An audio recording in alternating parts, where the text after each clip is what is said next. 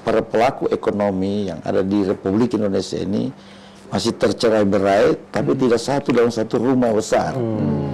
Kita kadang-kadang mengkritisi para pelaku ekonomi itu jangan formalitas. Banyak belum paham tentang Kadin itu sendiri. Tapi kalau mereka tahu sebenarnya di Kadin ini kan satu aset para pelaku ekonomi yang bisa diberdayakan. Dan itu pasti akan melibatkan ratusan mungkin ribuan UMKM. Itu berapa kali lipat dari sana? Dari APGM. Dari sana.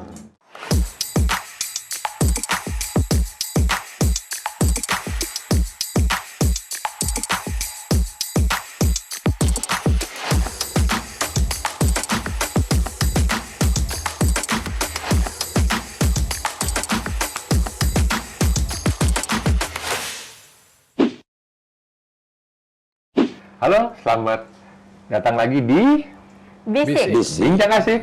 BIC sering informasi dan kebijakan. Halo Sobat Bisik, apa kabar? Dan kali ini kita ditemankan oleh Pak Nur ya. Pak Nur Rahmatu. Nur Daeng Rahmatu. Daeng Rahmatu. Harus ada simbol daengnya. Ya, beliau Kepala Kadin ya. Ketua Kadin di Sulawesi Tengah. Dan ini kita beruntung sekali. Dan buat Sobat Bisik, ini Bisikers ya, biar tahu karena kita punya berbagai macam organisasi, kelembagaan yang sangat penting sebenarnya, tapi mungkin banyak anak-anak kita yang kurang paham. Nah, kita menghadirkan agar tahu bagaimana sih peran Kadin gitu ya. Karena kami-kami ini tentu adalah orang-orang yang sudah tinggal mengontrak ya. Nanti pengisinya adalah generasi muda ke depan. Baik, mungkin Pak ada yang mau disampaikan? Ya, jadi mulai dulu. Jadi ini Nur bertanya kepada Nur. Yang kedua ini kakak saya. Sebenarnya Kadin itu kan Kamar Dagang Industri ya. Kalau kita back kepada anak-anak muda ini, apa ini organisasi ini? Ini jenis namanya apa kamar itu. Kamar dia, kamar gitu ya. Ini Maison de Commerce gitu kalau bahasa Prancisnya gitu. rumah komersial gitu ya. Nah, itu kenapa namanya kamar gitu? Terima kasih nih Pak Roni, Pak Nur, Siska ya. Saya pertama merasa senang sekali dan sangat apresiatif sekali saya bisa diundang ketemu dengan Bank Indonesia dengan presenter yang cukup terkenal. Yang pertama bahwa Kamar Dagang Industri adalah satu wadah organisasi yang dibentuk kurang lebih 40-50 tahun yang lalu. Jadi itu pada saat pemerintah Orde Baru. Kenapa dia harus ada? Karena pada saat itu para pelaku ekonomi yang ada di Republik Indonesia ini masih tercerai-berai, tapi tidak satu dalam satu rumah besar. Nah, dengan itu maka muncullah ide dibentuk kamar. Kamar ini adalah satu ruang dunia usaha yang bergabung di dalamnya dengan visi dan misinya jelas, terarah, yaitu untuk membangun satu rumah pusat informasi dan komunikasi para pelaku ekonomi agar mereka itu betul-betul dalam beraktivitas itu tidak keluar dari rel-rel yang dibangun oleh pemerintah. Jadi seperti itu Pak Nur. Kalau kita lihat itu tujuannya baik sekali, gitu ya. Terus dia melakukan apa? Dengan berkumpul itu kesamaan persepsi dan sebagainya, terus apa ya sebagai tugasnya atau fungsinya apa untuk apa gitu. Jadi saya sudah bilang tadi awal bahwa Kadin itu adalah satu pusat komunikasi dan informasi bagi dunia ekonomi. Termasuk di dalamnya itu ada 3 pelaku besar, yaitu BUMN, swasta nasional dan koperasi. Kenapa harus koperasi masuk situ? Sebagai soko guru ekonomi yang mayoritas pelaku yang ada di Indonesia dikuasai, pelakunya adalah UMKM, termasuk koperasi, maka dia masuk di klaster itu. Nah, Kadin sendiri ini terbentuk, dia tidak seperti asosiasi lain, Pak Roni. Berkumpul, langsung bentuk jadi satu asosiasi. Tapi kita diatur oleh undang-undang. Nah, terakhir undang-undang kita itu di tahun 87 namanya Undang-Undang Nomor 1 tahun 87. Tahun 87. Di sana sebenarnya ada perintah, aturan, regulasi itu bahwa semua pelaku ekonomi di Indonesia itu wajib bergabung, termasuk perbankan. Cuman dia berkumpulnya, mendaftarnya itu sebagai anggota dia di pusat. Kayak misalnya BUMN, bank-bank himbara itu di sana, tapi di daerah dia memang tidak. Nah, untuk apa? Agar anggota-anggota Kadin yang insya Allah masuk menjadi bagian dari anggota Kadin ini, mereka bisa difasilitasi. Nah, dalam rangka apa? Untuk mendapatkan pengetahuan, kemampuan sumber daya manusianya, kemudian membangun akses permodalannya, kemudian mengkait-kaitan dengan kerjasama antara pelaku ekonomi kecil, menengah, dan besar. Nah, memang kalau dilihat itu tidak terlalu terlalu glamor begitu, Kadin. Tapi kita sudah banyak sekali melakukan, termasuk dengan Kepala Kantor Perbankan, Kepala Bank Indonesia. Selama ini kita sudah membangun satu kolaborasi yang inklusif dengan dunia perbankan yang dikomandani oleh Bank Indonesia. Nah, tadi menarik karena ada hal-hal yang kita tidak tahu ya. Saya yang termasuk yang saya tidak tahu itu adalah ternyata koperasi juga ada di dalam. Sepintas lalu kan kita lihat ini dunia ini seperti antagonis ya, koperasi di satu sisi dengan dunia usaha yang sifatnya eksklusif sekali, sesuatu yang beda begitu ya. Bagaimana bisa ada dalam satu itu sinergisitasnya itu seperti apa itu? Sekarang saya tidak mau cerita ke belakang mungkin panjang, tapi di paling tidak 5 tahun atau 10 tahun terakhir itu peranan UMKM itu sudah sangat diperhatikan oleh pemerintah agar mereka itu bisa betul-betul terlibat dalam dunia investasi. Contoh di daerah Morowali itu setiap investor yang masuk di sana itu harus dia ikut wajib melibatkan pelaku ekonomi UMKM yang ada di sana. Dan itu berjalan yang diatur dengan surat edaran Menteri BKPM dan Menteri Investasi. Itu wajib, Pak Roni. Nah, cuma memang dalam pelaksanaan kadang-kadang itu hanya seperti formalitas. Ini yang kadang-kadang kita Kadin daerah. Ini bukan tidak apa-apa. Kita kadang-kadang mengkritisi para pelaku ekonomi itu jangan formalitas. Begitu yang mendapatkan izin di Jakarta dari kementerian terkait, kan persyaratannya harus 20% melibatkan pelaku ekonomi daerah. Ini kan baik sebenarnya. Cuman untuk memenuhi itu kadang-kadang pelaku ekonomi besar hanya jadi formalitas. Sehingga di Jakarta tanda tangan. Padahal tidak seperti itu. Apalagi dengan terbentuknya Satgas Investasi itu. Kadin itu sudah luar biasa. Saya rasa satu lagi, orang berhimpun untuk mengerjakan sesuatu secara kolaboratif itu kan bagus begitu. Tapi untuk apa? Untuk menjawab apa yang menjadi kebutuhan masyarakat. Itu salah satu sisi pentingnya pembangunan itu. To respond the community need. Ya. Nah, sekarang kalau kebutuhan masyarakat yang terbawah itu kan bergerak terutama di dunia pertanian. Nah, terus petani itu selalu bermasalah dengan sarana produksinya. Pupuk tidak ada, bibit, pestisida dan sebagainya. Yang kalau itu ada, maka jaminan makanan kita tersedia. Nah, seperti begitu ya. Ada kesan di lapangan seperti petani-petani itu sepertinya tidak tertolong berjalan sendiri. Mereka mencari solusinya sendiri. Nah, seperti apa lembaga-lembaga ekonomi seperti ini? Pak Nur dan Pak Roni serta Siska, mungkin kita tidak terlalu demonstratif. Bagaimana melibatkan bersama-sama petani yang ada. Contoh, 1 tahun terakhir ini kita dalam Kadin Award, kita bekerja sama dengan beberapa lembaga untuk membantu para petani yang ada di desa. Nah, bagaimana mereka mendapatkan bibit, mendapatkan pupuk, dan akses pasar. Seperti kami melaksanakan kerjasama ada di Luwuk, ada di Donggala. Di Donggala sana kita kerjasama untuk budidaya jagung. Kemudian di Parigi untuk coklat sambung pucuk itu. Nah, jadi Kadin melibatkan pelaku ekonomi menengah ke atas untuk kita bisa minta dia supaya bisa berkolaborasi secara inklusif dengan petani yang di sana. Tapi memang belum terlalu besar, Pak Nur, karena ini kan memang Kadin baru 2 tahun ini di bawah kepemimpinan Pak Arsad itu jauh melompat luar biasa. Nah, kemarin kita pergi lihat situasi di Banten untuk budidaya ikan tawar itu. itu kan ada program pemerintah di bidang tambak untuk air ikan tawar, ya. dari Kementerian Perikanan itu bekerja sama dengan Kadin dan kami diberikan semacam biaya yang ditetapkan di APBN tapi melibatkan Kadin, dan Kadin mencari anggota petani tambak itu di Jambi, ada di Banten. Memang belum masuk di sini karena pemerintah juga punya keterbatasan. Seperti itu. Tapi seperti itu Pak Roni, mau jalan. Dan ini anak muda ini yang merasa tersentuh. Saya penasaran soalnya jujur tadi betul yang Bapak bilang.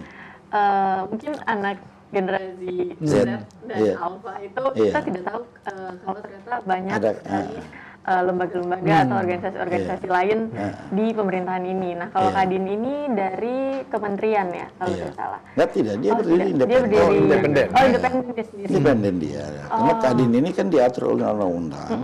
Itu disampaikan bahwa setelah semua pelaku ekonomi di Indonesia itu wajib bergabung. Ya ini yang belum berjalan maksimal. Kadang-kadang, ini tanda kutip, di pemerintah daerah juga itu kadang-kadang dia belum full untuk mengikuti perintah undang-undang itu karena masih ada kepentingan lain yang mungkin tidak sejalan dengan kita. Nah, tapi yakin saja bahwa Kadin ini tujuannya baik. Dan bagi generasi Z, saya juga akui banyak belum paham tentang Kadin itu sendiri. Tapi kalau mereka tahu sebenarnya di Kadin ini kan satu aset para pelaku ekonomi yang bisa diberdayakan. Saya pernah bicara sama Pak Roni, kita kalau bisa ada kerjasama dalam rangka pemberdayaan pelaku UMKM yang mayoritas di Sulawesi Tengah ini untuk bekerja sama. Kalau dulu Pak, ini kira-kira 10 tahunan ke belakang, waktu pemerintahan itu masih begitu mendominasi, itu betul-betul ada tekanan pemerintah. Siapapun dia mau datang dimanapun, tanpa dia terdaftar di situ, maka dia tidak boleh beraktivitas. Tapi sekarang dengan kebebasan regulasi dengan kepemimpinan yang ada sekarang kan tidak lagi seperti itu.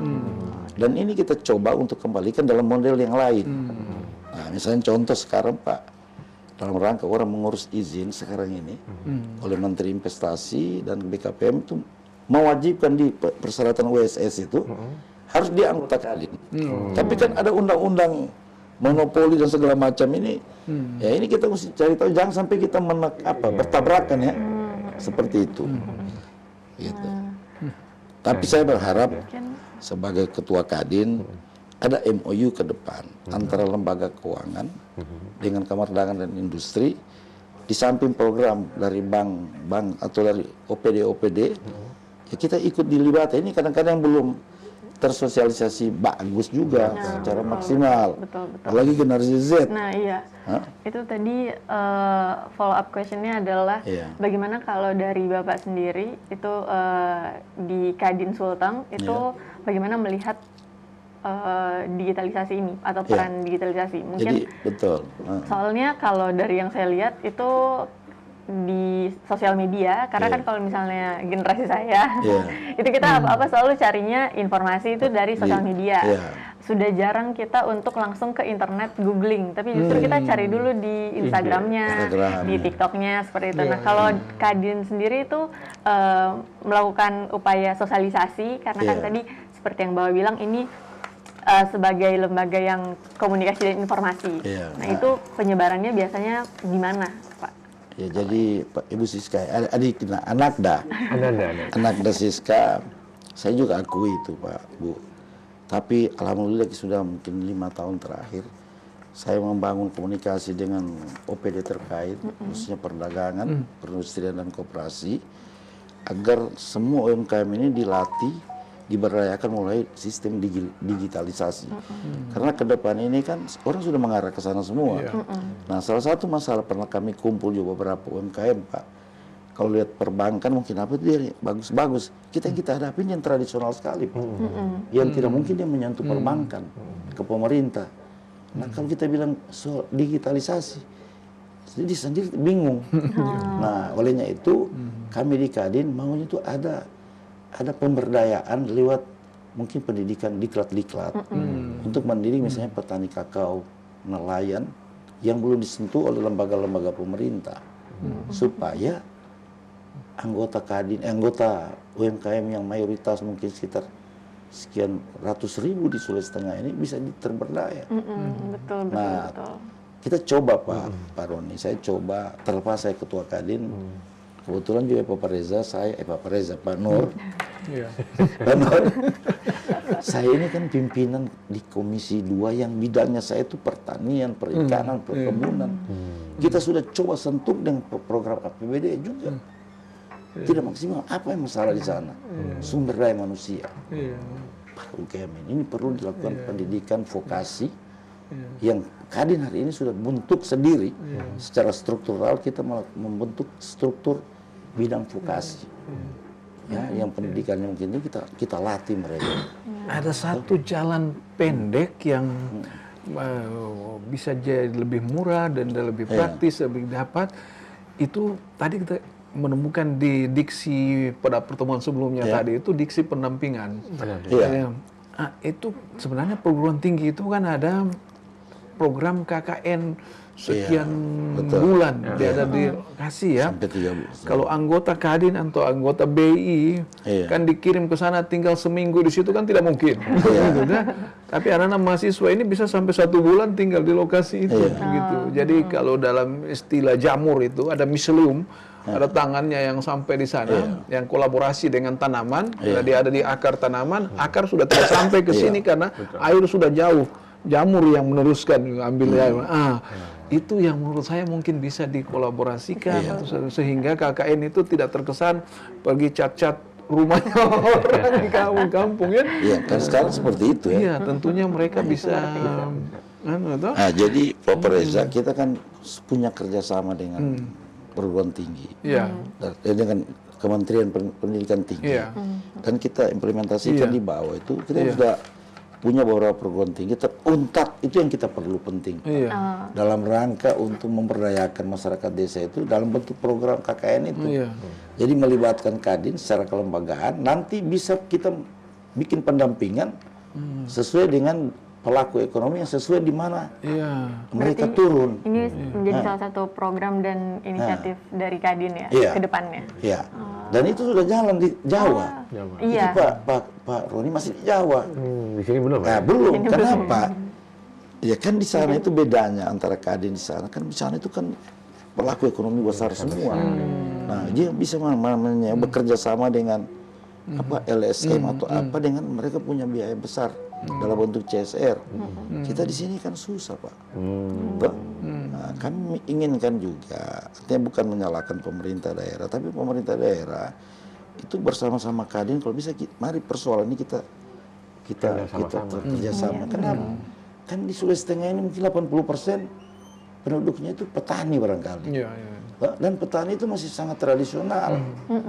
Kita contohnya turun ke kampung saya di Parigi, orang masih mencangkul. Padahal di Jawa sana orang sudah pakai traktor. Nah, masalahnya kan ya karena mereka juga keterbatasan sumber daya ekonominya atau finans dia. Kemudian pemahaman tentang penggunaan alat-alat teknologi itu dia juga terbatas. Ini bisa jadi masalah. Dan ini kenapa saya ngotot kemarin Pak Roni? Saya ingin ada perhatian dari Bank Indonesia cabang Palu ya. Jadi saya iri juga lihat di daerah Jawa. Kadinnya jalan. Nah, kalau ini bisa kita kolaborasi, kita ada MOU kerjasama Pak Roni, dan ini bisa terimplementasi dengan bank-bank himbara. Ini kan jadi lebih mudah. Nah, faktor yang paling klasik itu para petani itu kan modal. Modal itu paling klasik.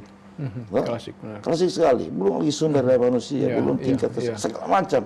Ini harus jadi satu PR buat kita.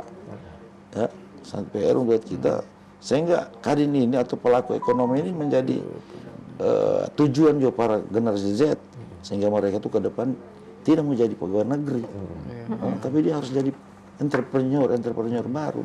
Nah, seperti modal menjadi problem klasik itu kita temukan sampai saat ini. Saya kemarin di Poso rentenir akhirnya mereka jatuh. Tapi jadi beban dia. Akhirnya dia mencari ke rentenir Pak Roni. Nah, itu tambah lagi judi online. Tambah judi online. Judi online apalagi? Iya. Banyak lagi ini. Terima kasih nih Pak Nur. Jadi artinya udah membuka juga ya kepada masyarakat bagaimana peran Kadin gitu ya, dan ada kesempatan. Tapi bahkan tidak hanya perusahaan-perusahaan besar, tapi koperasi juga masuk. Dan bahkan mungkin nanti kita akan cari inovasi-inovasi khusus untuk Kadin Sulteng, gitu ya, biar nanti akan terdengar di nasional bahwa kita ada kegiatan-kegiatan yang bisa punya inovasi. Nah, bahkan nanti kita juga lihat jangan-jangan ada ruang-ruang buat entrepreneur dari Gen Z yang sekarang kan mereka bisnisnya ini Pak, konten kreator gitu ya, digital. Tapi mereka nggak punya ruangan kan? Ruang-ruang baru. Ruang-ruang baru. Nah, kita bisa itu kita tampung kan? Toh tadi UMKM dan kooperasinya bisa masuk gitu kan. Nah, ini kan itu bisnis juga sebenarnya, bisnis juga. Nah, itu nanti bisa kita tarik ke sana. Kemudian tadi saya berpikir mungkin ada waktunya kita buat percontohan, kolaborasi. Ada kolaborasi. Saya tadi berpikir ini, betul, Pak. Saya sangat mendukung itu, Pak. Saya lagi berpikir kita buka semacam stall atau toko di PGM di mall di sana selama sampai Desember, tapi isinya barang-barang UMKM. Karena kalau barang pamer UMKM cuma sebentar, 1 hari 3 hari kan orang nggak ada trust kan. Tapi kalau misalkan dia setahun ada di situ, orang mau komplain dia bisa balik lagi gitu kan. Nah, nanti kita bisa kolaborasi sama Kadin, sama boleh. Karena memang pemilik itu kan anggota saya di sini. Apa yang Bapak bilang sama saya pernah Pak Roni sampaikan untuk minta tempat itu. Tempat, beliau setuju. Saya setuju. Saya baru bahas mereka punya AMDAL kemarin. Oh iya. Saya komisi AMDAL untuk. Jadi kalau saya datang kita raga-raga rapat kan, jadi ada power ini Pak. Jadi Pak Roni sebelum dia sudah terlanjur tapi orang lain yang manfaatkan, itu kan mau lagi dibangun di jalur 2 sana. Baru itu ya? Baru. Mungkin tahun depan itu selesai. Nah, kita sudah mesti bicara dengan investornya, pemiliknya. Nanti yang perbankan supaya dia yakin juga Kadin. Dan itu pasti akan melibatkan ratusan mungkin ribuan UMKM. Itu berapa kali lipat dari sana? Dari PGM. Dari sana. Salah satu itemnya AMDAL kemarin itu pelibatan pengusaha kecil. Menarik itu. Dan sekarang kan menjamurnya Alfa, Indomaret, itu kan sudah kan kita minta pemiliknya untuk libatkan, tapi masih dia libatkan itu cuma buah-buah, yang buah-buah segar itu yang diiris-iris, tapi produk yang lain belum masuk. Kan coba perhatikan Pak, lebih bagus, lebih banyak di sana misalnya cemilan dalam bentuk irisan-irisan ubi kayu. Itu yang dari Surabaya. Dari Surabaya. Iya. Kenapa harus dari sana? Kenapa dari sini? Kenapa tidak dari sini? Nah, ini semua. Sehingga saya bilang sama Pak Wali Kota, ini harus Pak Wali surati. Tidak menghilangkan produk dari luar, tapi ada komponennya. Ada pilihan orang. Ada pilihan. Nah, salah satu juga saya sampaikan ke Pak Roni, Pak Nur dan Siska. Dengan kejadian 2018, kita sekarang lagi membantu para orang-orang yang ditaruh di huntap-huntap. Kita bangunkan mall UKM. Sekarang kita bangun beberapa, ada 15 kios di Huntap Tondo, ada di yang di sana itu yang di Pasar Impres itu Balaroa. Nah, itu kita lagi bangun. Itu kerjasama Kadin nasional, Kadin provinsi dengan para anggota Kadin yang besar. Nah, itu luar biasa itu. Keren itu. Dan Pak Wali Kota senang sekali dengan Bupati Sigi. Saya bawa. Nah, kita mau inginkan para pelaku yang anggota Kadin itu mau berkontribusi.